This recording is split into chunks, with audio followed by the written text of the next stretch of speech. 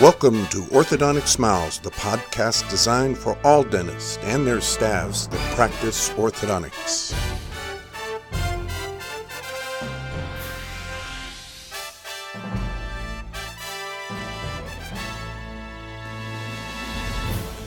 Hi, I'm your host, Dr. Ed Gonzalez. The sponsor of our show today is the American Orthodontics Society.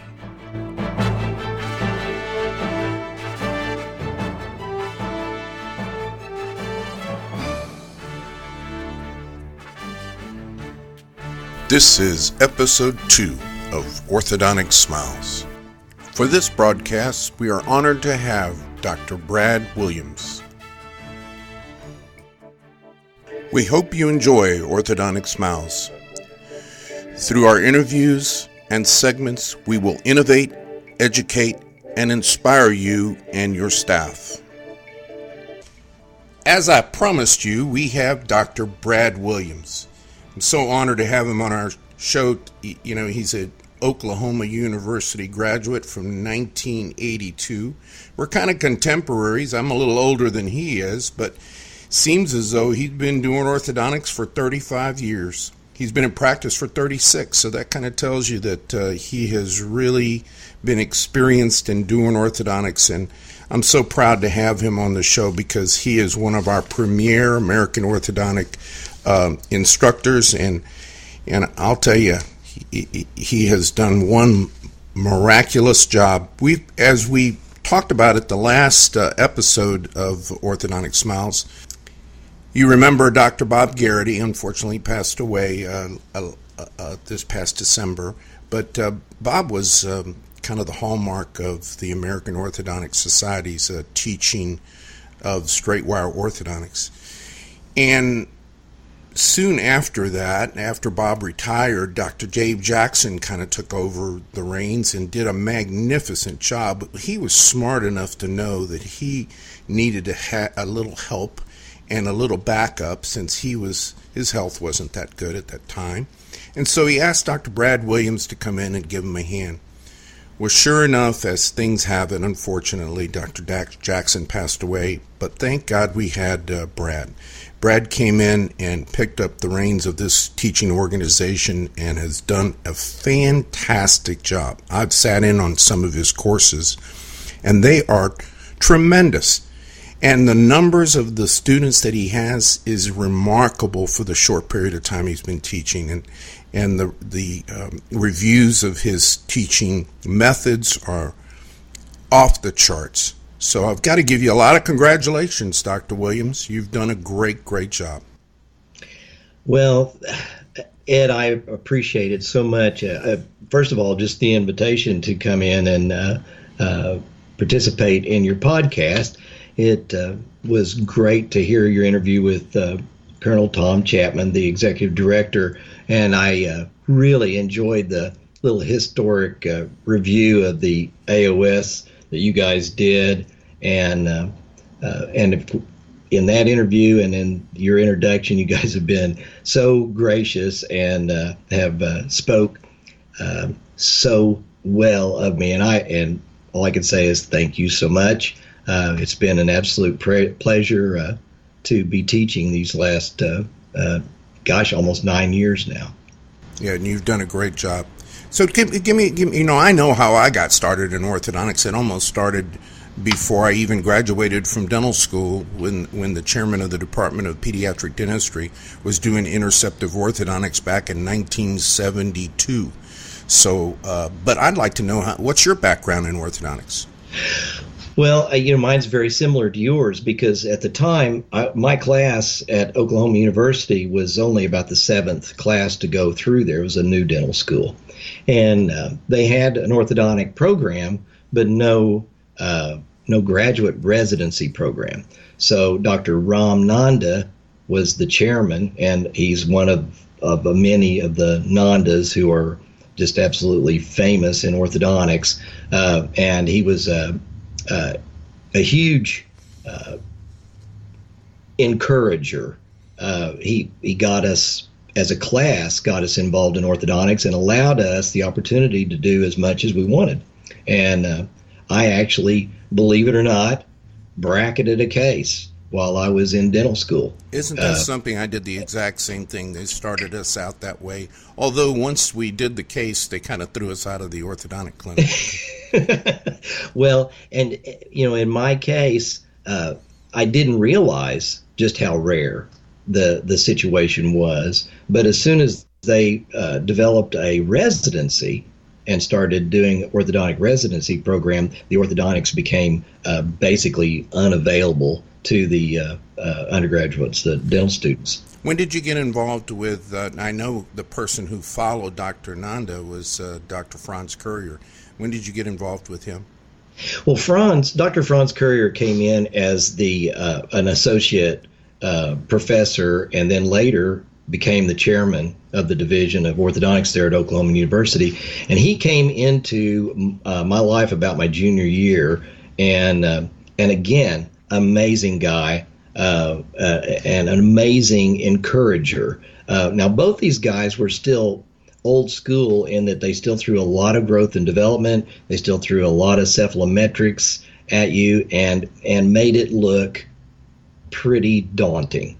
I think that's just the way everybody in orthodontics has always been, is that they put everything out there, make it look really, really difficult, and they're very cautious. And basically it's kind of backs everybody off as a rule.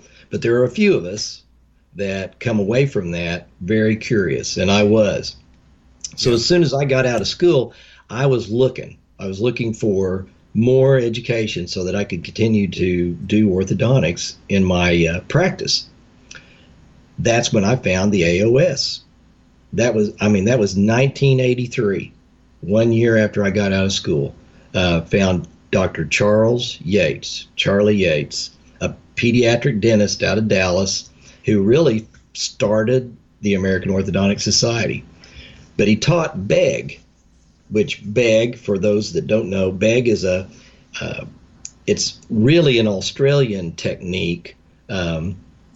It's a light wire technique, and basically a pretty difficult technique to learn because it involves a lot of wire bending. And but that's where I first got introduced, and I did BEG orthodontics in my practice for, almost 10 years. Then Dr. Yates started talking about the tip edge bracket, which had been developed by Pete Kessling out of the Kessling Rocky Center up in Indiana. And Dr. Yates was saying this new bracket is going to blend straight wire brackets, which I had seen in school.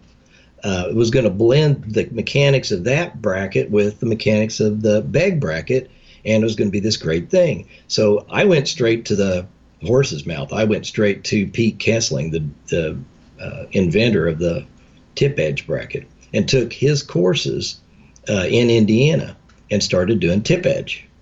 Then Dr. Yates started doing tip edge and split an organization off to help and support people in tip edge. Well, you're obviously no stranger to extraction orthodontics then. Absolutely. I mean, BEG, the BEG technique and tip edge are very much oriented towards extraction versus expansion or distalization mechanics. So I kind of started out being pretty aggressive, probably taking teeth out on maybe 40% of my patients, which now that just seems astounding.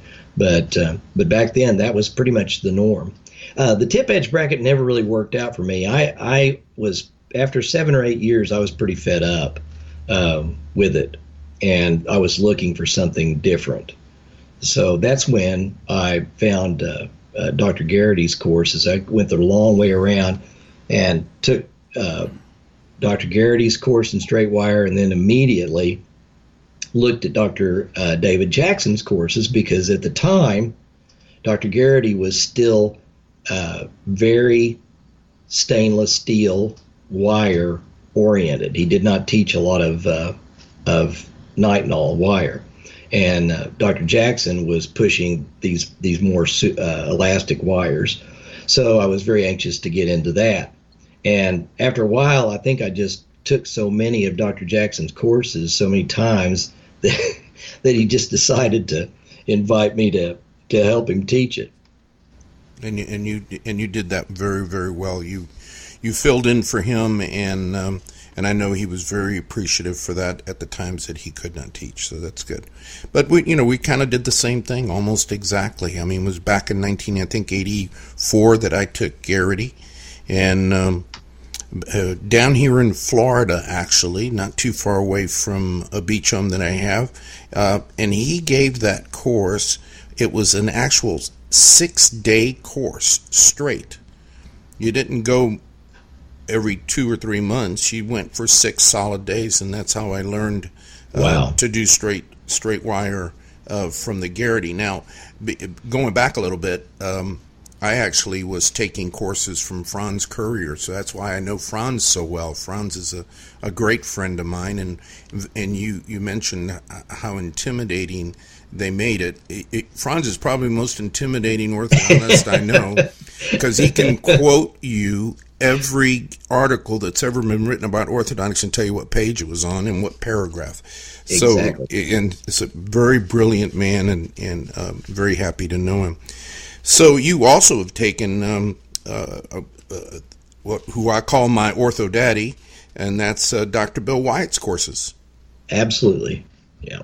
It's just so funny. Before you leave Franz he taught all the lecture in the last 2 years of my orthodontic training at Oklahoma University. And the only test that I ever aced in my entire career in dental school was Dr. Franz's midterm. And I don't know, I just clicked with him on that exam. And my score came in as a legitimate like 94, and the next highest score in the class was like in the 60s. And it was just like an awful thing for the curve, but I absolutely aced his test. So that was one of my highlights in my entire life. But Franz was an amazing instructor. Yes. As far as Dr. Bill White is concerned, he and Dr. Larry White both were huge in my kind of growth in straight wire, because I had this perspective that was basically Dr. Garrity's and Dr. Jackson's perspective, and hadn't really gotten a chance to look any further into it than their courses, and really Dr. Wyatt and Dr. White's classes really expanded my vision and my experience in orthodontics. Well, they're the real professors of the American Orthodontics Society, and you've gotten involved with the American Orthodontics Society, and obviously decided to take a major role with the organization. And how do you feel about that? Well, like I said, the organization itself, the American Orthodontic Society, shows up in my career, in my life, 1 year after I get out of dental school, and forever changes my career, my clinic, my practice. It made everything about it, expanded my horizons as far as restorative and treatment planning and how I take care of my patients. It was this wonderful, robust experience for me, and it's all because that organization sole purpose was to encourage guys just like me to do orthodontics in their practice. And that's what was thrilled me whenever I heard you guys, you and with Colonel Chapman, talking about the organization and its purpose and its mission, and it really hasn't changed. Not since 1974. It's all about encouraging pediatric dentists and GPs to do orthodontics in their practice. So yeah, I think it's probably the most important organization I've ever belonged to. I don't know how you could do orthodontics in a GP practice without an organization like that in your corner. No, there's no question. The AOS backs you up. I mean, its educational background and backing is tremendous. I'm the same way coming out of pediatric dental training. I was encouraged to go into orthodontics, and in fact, I was going to be, believe it or not, one of the very first pedo-ortho dual trained professionals. And I chose to come back to Florida instead of staying in Philadelphia and undergoing another 2 years of training. I'm glad I did, because I got all the same information I needed from the American Orthodontics Society. And I have been practicing orthodontics since the day that I started my pediatric dental career. And I got to tell you, the one thing that you didn't say that it changed for you was your life. I mean, literally, the joy that I get out of doing orthodontics in my practice, and the income that it has generated for the past 40 years is incredible. So it has changed my life. The things that I wanted, the things that I bought, the things that I profited from were all as a result of getting involved in an organization that encouraged me to do orthodontics within my pediatric practice. I wish we could get that information out to more pediatric dentists, because I think more of them need to be encouraged. They have the actual training within their programs. Absolutely. For growth and development. The only thing they need to do is just kind of take it to the next step. And it just floors me. To me, that's the most surprising thing is in our profession. One, that so few people in general practice and pediatric practice do orthodontics. It floors me, because it's just another discipline.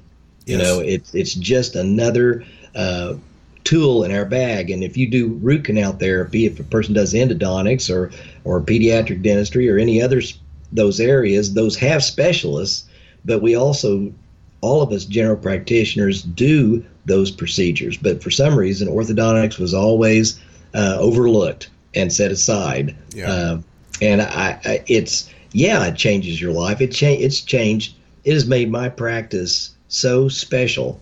And it complements every aspect of my practice, which in turn, of course, generates all sorts of things, but not just income, but just the satisfaction of doing those kind of services and those kind of life-changing things for my patients. And since these are the people in this, I practice in Skiatook where I grew up, and most of these people I've known them all my life. And to make changes in their lives and their children's lives is just huge. And pediatric dentists are poised to have more orthodontics in their practice than they would know what to do with. I mean, more so than a GP. I mean, a pediatric dentist doing early intervention is poised to make huge changes in their patients' lives, and they miss it. They just see it all going out the door. There's an old saying, you see what you know and you know what you see. So Yep. If you've never seen it, you just won't ever know it. That's absolutely right. Once your practice gets tooled up to do orthodontics, everybody in your office is looking for it. Then all of a sudden you're seeing all of this that you weren't even diagnosing before. And of course, that just generates so much work, and it generates a lot of referrals. I mean, there's going to be more orthodontics found than a GP or a pediatric guy is going to want to do. Some of it he's going to want to refer, and so everybody wins. Oh, absolutely. It's not any different than any other discipline in dentistry. Well, Brad, let's talk just a little bit about your course. How many weekends are you teaching a year? 16. 16 weekends of your life is devoted to teaching orthodontics in Dallas, Orlando, and other parts of the country. It's amazing. What would you like any listening dentists to know about your course, your basic course in orthodontics? Well, I think that what we were just talking about is really what I want all dentists and pediatric dentists to understand, is that there isn't any reason why they can't be doing orthodontics. They should be doing orthodontics in their practice. And there is a way to learn, a very time-tested, safe, effective system to diagnose, treatment plan, and treat orthodontic patients.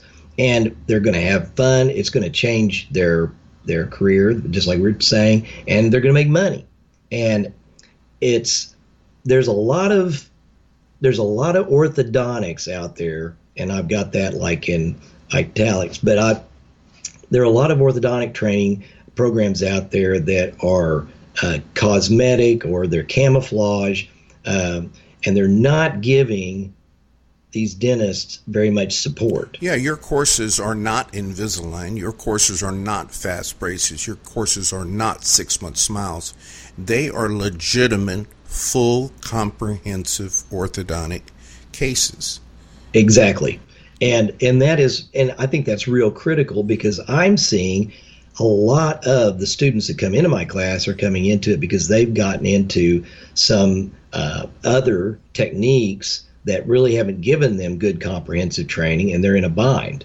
I think that everybody needs to understand that if you take this basic course, you can learn how to diagnose and treatment plan and treat orthodontic cases comprehensively in your office. And that's the big message. And that the AOS is the one that's made that possible. Let's put it out there. And they are there to support you, to help you with the training, to credential you. And that is, I don't know that you can do it without an organization like that behind you. And that's part of the course. The course is our AOS basic comprehensive straight wire course. How long does that last? And how do you do it? By weekend? How often do you go? And we've structured it to do it over the course of maybe 9 months to a year. We do 5 sessions, and that is a Friday, Saturday, half day, Sunday.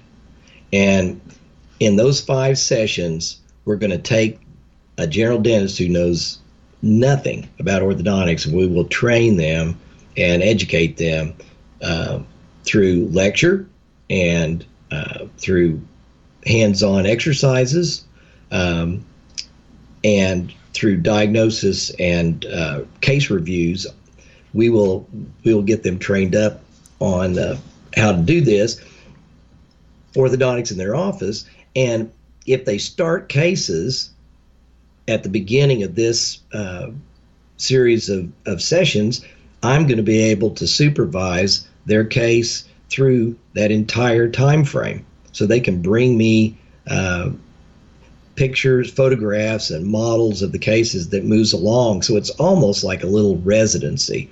And the AOS has always made it possible for these guys to take the class over again. They can repeat it the following year for free. And still bring in those cases that they started from the first session. Exactly. So if the case was a 2-year case, then I'm going to be directly involved in their case for that 2 years. They're going to be coming at intervals, and that now is, instead of 5, we're looking at 10, because they repeated that 5. So they got 10 sessions over 2 years, and they've just got all this support.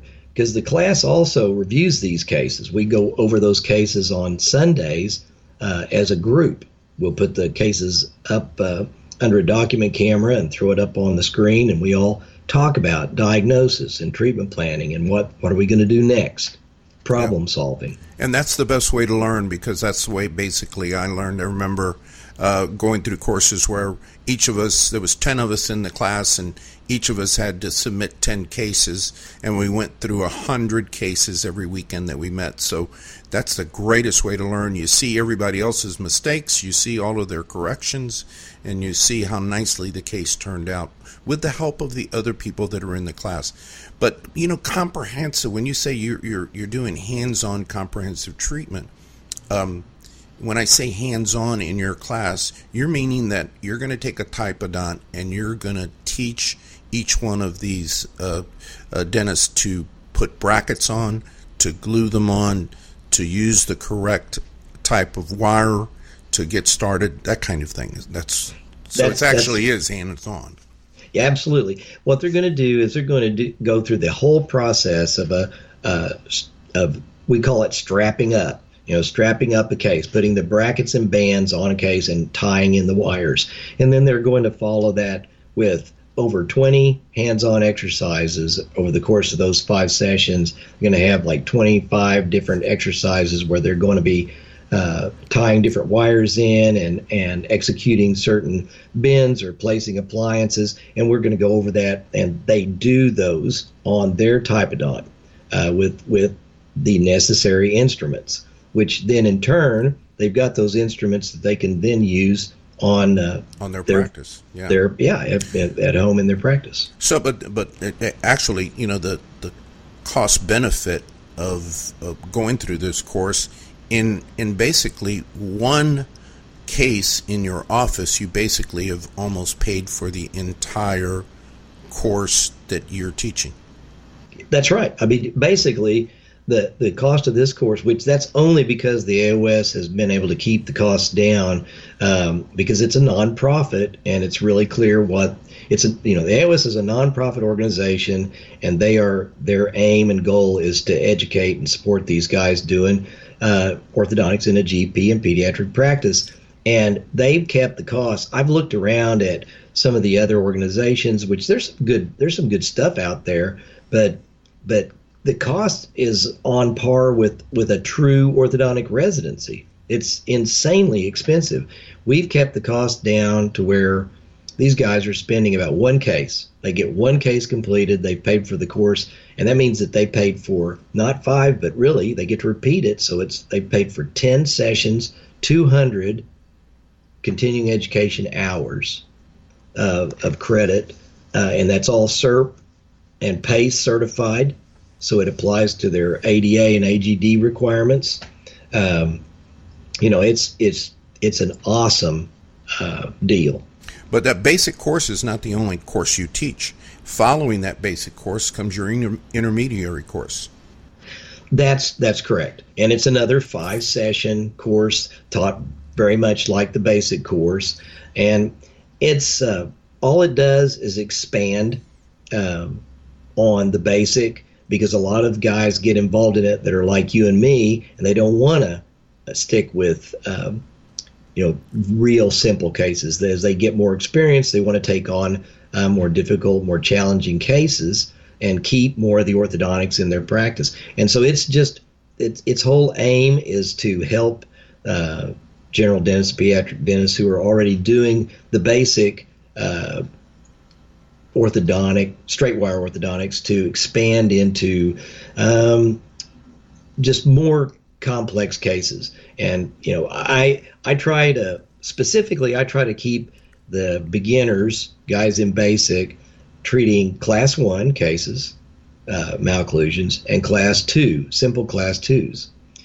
We recommend that they refer class 3 cases and cases that would probably require extractions, because we are very much a non-extraction, early intervention, expansion, distalization kind of philosophy, and that's the technique that we teach. If you're going to get into class 3 cases and extraction orthodontics, or if you're going to do TADs, where we use temporary anchorage devices, then that's the kind of stuff we cover in the intermediate course.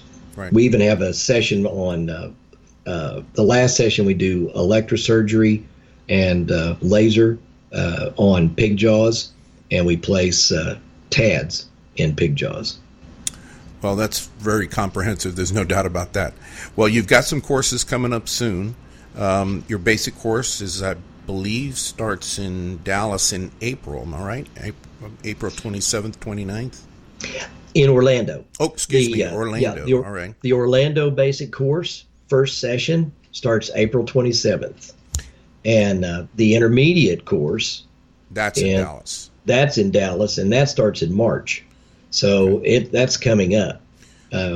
We're wrapping up the last 2 sessions of the basic course in Dallas. We teach the basic course in 2 locations.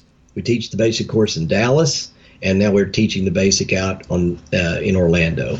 We only teach the intermediate course once a year. It's 5 sessions once a year, and that's in Dallas. That's great. Well, I'd like to thank you for being on. I think you've really given a wrap-up of what you teach, how you teach, what the philosophy is, and you've expressed the fact that you're experienced at doing what you've been doing for the past 35 years. So, Brad, you've been a great guest. I really, really appreciate you coming on. We look forward to having you on again in the future, and I hope you look forward to hearing yourself on Orthodontic Smiles. I do very much, Ed, and I enjoyed it very much. It's a pleasure speaking with you. I didn't know we had that much in common, and I never cease to get surprised in this organization. But thanks so much for having me. Thank you, Brad. Appreciate it. This is your host, Dr. Ed Gonzalez. I want to thank you for listening to Orthodontic Smiles today. If you enjoyed our broadcast, please click the subscribe button. We'll be in touch with you in the future about our further broadcasts. Thanks for listening.